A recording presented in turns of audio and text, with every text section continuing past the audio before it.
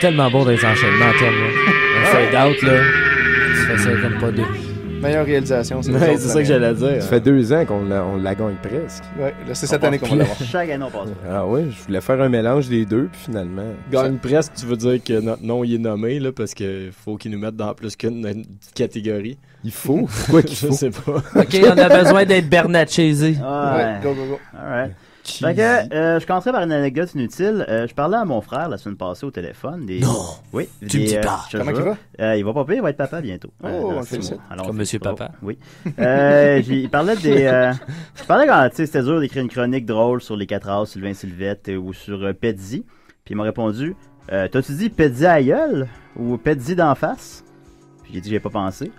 Alors, c'est dans la famille, hein? c'est ça. Alors, ça confirme que mes chroniques BD seraient meilleures si c'était pas moi qui le La faisais. relève de l'auditorat de 70% est assurée. Oui. Alors, voilà la chronique, là, on y est. Peut-être dernière chronique BD de 2010, je sais pas trop. Alors, puis la 199e émission. Fait que je vais terminer ça avec quelque chose de différent, soit une vraie chronique BD, avec pas vraiment de joke, puis mes vraies opinions, puis tout. Des BD que non seulement j'ai lus, mais même relus.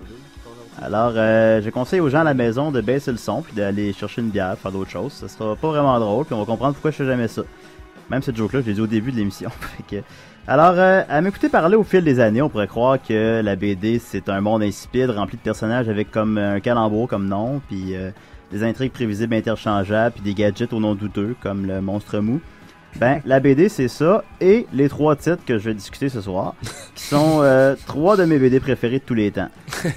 C'est con, parce que j'aurais pu faire 3 chroniques avec ça, en fait. D'abord, un classique, alors je les avais avec moi.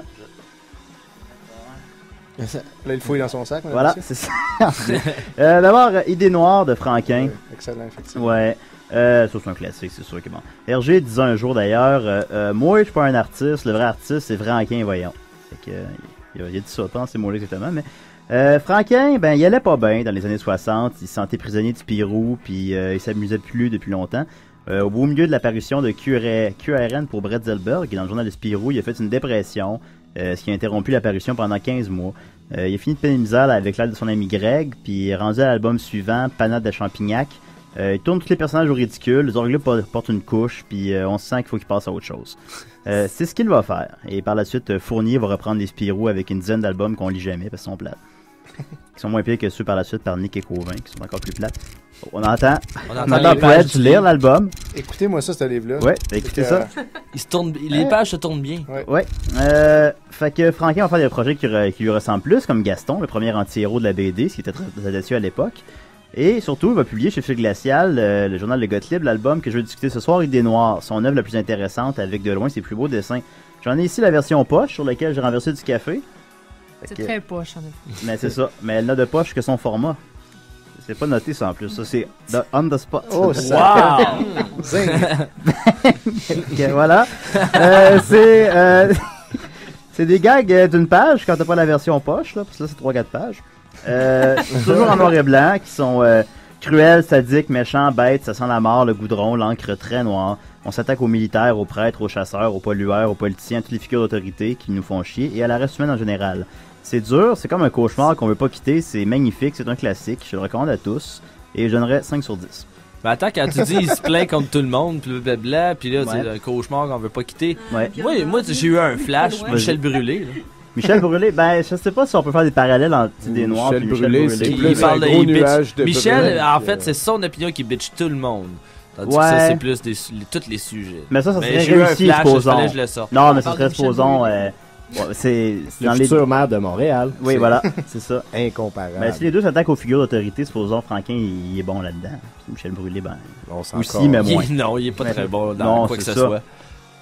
soit. Aussi, à part ça, ensuite, le premier numéro de Fil Glacial que j'ai acheté, c'était le numéro de février 95, que j'ai bien sûr oublié d'amener, avec une couverture à gratter au complet. Évidemment, au couche-tard, il n'y avait pas de numéro, ce qui n'était pas un peu gratté, mais j'ai pris celle qui l'était moins.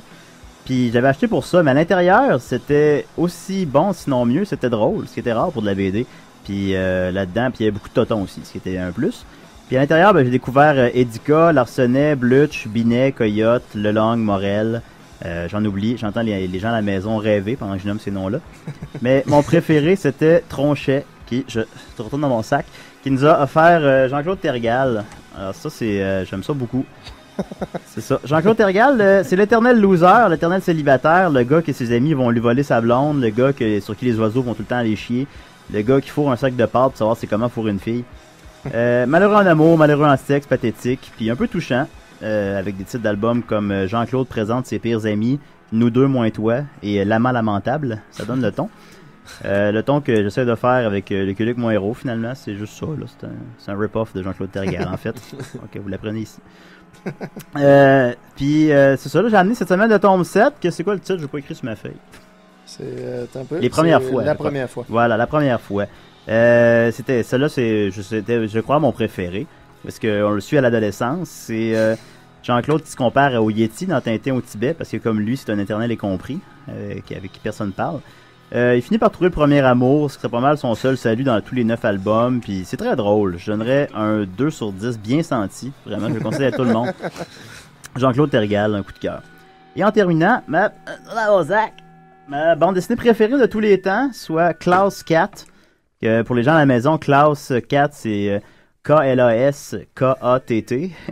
Mais il y a comme rien sur Internet sur le sujet, en fait. Puis, t'as rien à dire. Fait que j'ai rien à dire. Ben, en fait, j'ai copié-collé l'intégrale de la page Wikipédia.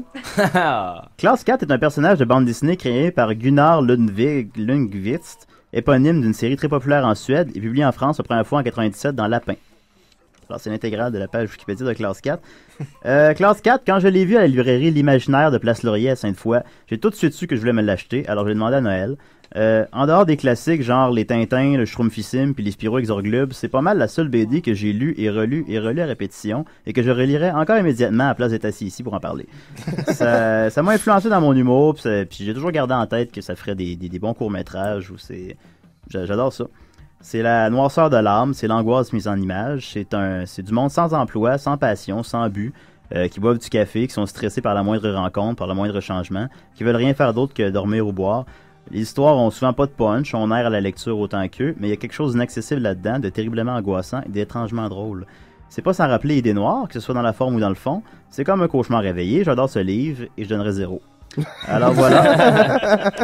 Se livrer comme ça, c'est beaucoup trop gênant, alors je ferai plus ça. La prochaine fois, je vais parler de Michel Vaillant de Pif Gadget, ça met plus à l'aise, ça demande moins d'efforts. Pour les gens... Michel Vaillant, je sais.